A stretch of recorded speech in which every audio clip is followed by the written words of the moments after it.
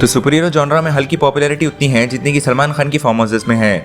लेकिन इतनी पॉपुलैरिटी होने के बाद भी आज तक एमसीयू में हमें हल्क के ऊपर एक भी स्टैंड अलोन मूवी देखने को नहीं मिली। तो आज मैं इसी के ऊपर बात करूंगा कि मार्वल ने कॉमिक्स के द इनक्रेडिबल हल्क को कैसे एमसीयू का सबसे बड़ा जोक बना दिया, फिर थैनोस की पिटाई से लेकर शी हल्क के पुकी होने तक और स्पाइडरमैन ब्रांड न्यू डे में कैसे उसकी वापसी हुई उसके ऊपर भी बात करेंगे। तो शुरू किया जाए। तो साल 2008 में एडवर्ड नॉर्टन की द इनक्रेडिबल हल्क रिलीज होती है। मूवी अच्छी थी, स्पेशली एडवर्ड नॉर्टन की लाजवाब एक्टिंग, ब्रूस बैनर बनने की। ये हल्क का एक दहशत था कि पूरा न्यूयॉर्क शहर डरता था उसके हरे होने पर। इस मूवी में हल्क के सबसे खतरनाक विलन अबॉमिनेशन को भी इंट्रोड्यूस किया गया और दोनों की बहुत बड़ी फाइट होती है क्लाइमेक्स में, जो ऑडियंस को काफी ज्यादा पसंद आया। लेकिन ये मूवी ज्यादा कमाई नहीं कर पाई। इसने सिर्फ $270 मिलियन कमाए बॉक्स ऑफिस पर और पिछले 15 सालों में यह मार्वल की सबसे फ्लॉप फिल्म मानी जाती है, जब तक कि द मार्वल जैसी मास्टरपीस रिलीज हुई।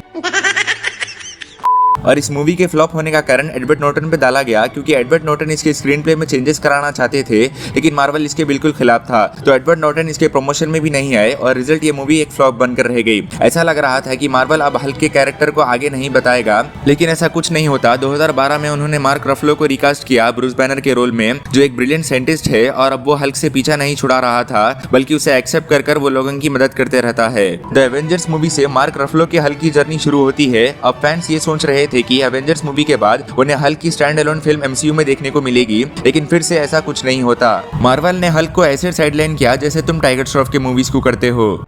द एवेंजर्स मूवी से लेकर थॉर रैग्नारोक मूवी तक मार्वल ने सबसे बेस्ट हल्क मोमेंट्स दिए, जो द इनक्रेडिबल हल्क के असली रूप को बताता है। जब कैप्टन अमेरिका ब्रूस बैनर से पूछता है कि वो एंग्री कैसे होते हैं, तो ब्रूस बैनर सिंपली रिप्लाई करता है I'm always angry, और हल्क में ट्रांसफॉर्म हो जाता है। एवेंजर्स 1 और 2 में हल्क ने बहुत क्रूशियल रोल प्ले किया था, जैसे वो टोनी स्टार्क के साथ मिलकर अल्ट्रॉन को बनाता है, लेकिन मार्वल को यह बात हजम नहीं हो रही थी। उन्होंने हल्क को कॉमेडियन बनाने का सोचा, क्योंकि हल्क एक एग्रेसिव और डिस्ट्रक्टिव फोर्स है जो ऑडियंस को डरा देगा। मार्वल हल्क को जोक मारते और ऑडियंस को एंटरटेन करने देखना चाहता था, पर हल्क का कैरेक्टर ऐसा नहीं है। वो बहुत रेज और एग्रेसिव है और किसी से भी लड़ लेता है, जैसे एवेंजर्स 1 में थॉर से लड़ना और एवेंजर्स 2 में आयरन मैन के साथ भिड़ जाना, जिसने हमें एक शानदार फाइटिंग सीन दिया है। एज ऑफ अल्ट्रॉन मूवी के बाद मार्वल ने उसे सकार प्लैनेट भेज दिया कैरेक्टर डेवलपमेंट के लिए, जो हमें थॉर रैग्नारोक मूवी में बताया जाता है। इस मूवी में उसका अच्छा कैरेक्टर डेवलपमेंट होता है, वो फिर से थॉर से लड़ लेता है और ये मूवी में हमें लास्ट टाइम के लिए द इनक्रेडिबल हल्क देखने को मिलता है, क्योंकि जब इन्फिनिटी वॉर के पहले 5 मिनट में थैनोस और हल्क की लड़ाई होती है, उसमें थैनोस ने बगैर इन्फिनिटी स्टोन के हल्क को नंगा कर दिया था।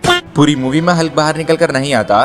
Bruce banner Hulk buster suit में चला जाता है और थैनोस की आर्मी से लड़ते वक्त वो वाहियात स्टैंड अप कॉमेडी कर रहा था। मतलब थॉर अपना नया वेपन बना रहा है, आयरन मैन नैनोटेक का यूज कर रहा है और हल्क अब तक थैनोस की मार से ही नहीं उबर पाया है। फिर एंड गेम के टाइम पर सारे फैंस हल्क और थैनोस का रीमैच एक्सपेक्ट कर रहे थे, लेकिन 5 साल का टाइम जंप होता है और हमें मिलता है प्रोफेसर हल्क। इस मूवी में वो ना हल्क रहता है ना बैनर, उसके अंदर का सारा रेज गुस्सा खत्म हो जाता है और वो एक बवासीर बन जाता है। मार्वल ऑडियंस के एंटरटेनमेंट पर इतना फोकस कर रहा था कि उन्होंने हल्क के कैरेक्टर को पूरा बकवास बना दिया और जोक्स मारने के लिए रख दिया। एंड गेम मूवी के टाइम पर हल्क का कोई मेमोरेबल सीन नहीं था। हल्क के राइट्स को लेकर मार्वल और यूनिवर्सल स्टूडियोज का झगड़ा चल रहा था, लेकिन मार्वल ने उसके ऊपर मूवी बनाना छोड़कर उसकी एंट्री एक टीवी सीरीज में करवाई और वो टीवी सीरीज का नाम था शी हल्क। ये तो टट्टी है।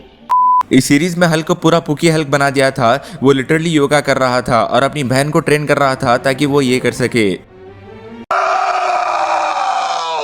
लेकिन अब मार्वल वापस से ट्रैक पर आ गया है और Spiderman brand new day movie में द इनक्रेडिबल हल्क की एंट्री हो गई है। इस मूवी में ब्रूस बैनर सबसे छुपकर यूनिवर्सिटी में पढ़ा रहा होता है, लेकिन जब जीन ग्रे उसके दिमाग को कंट्रोल कर लेती है और उसके बाद वो इनक्रेडिबल हल्क में ट्रांसफॉर्म हो जाता है। स्पाइडरमैन पनिशर उसे रोकने की कोशिश करते हैं, लेकिन वो उन्हें खिलौने की तरह उठाकर फेंक देता है। और इस सीन में मार्वल ने यह बताने की कोशिश करी है कि ब्रूस बैनर के अंदर का मॉन्स्टर सोया था, लेकिन मरा नहीं था। So that's it for this video. Finally Marvel ने अपनी गलती को सीधा कर फिर से इनक्रेडिबल हल्क को बड़ी स्क्रीन पर दिखाया है। तुम्हें क्या लगता है अपना ओपिनियन कमेंट में बताना और इसे वीडियोस के लिए वीडियो को लाइक करना और मेरे जोक्स अच्छे लगे हो तो चैनल को सब्सक्राइब करना मत भूलना।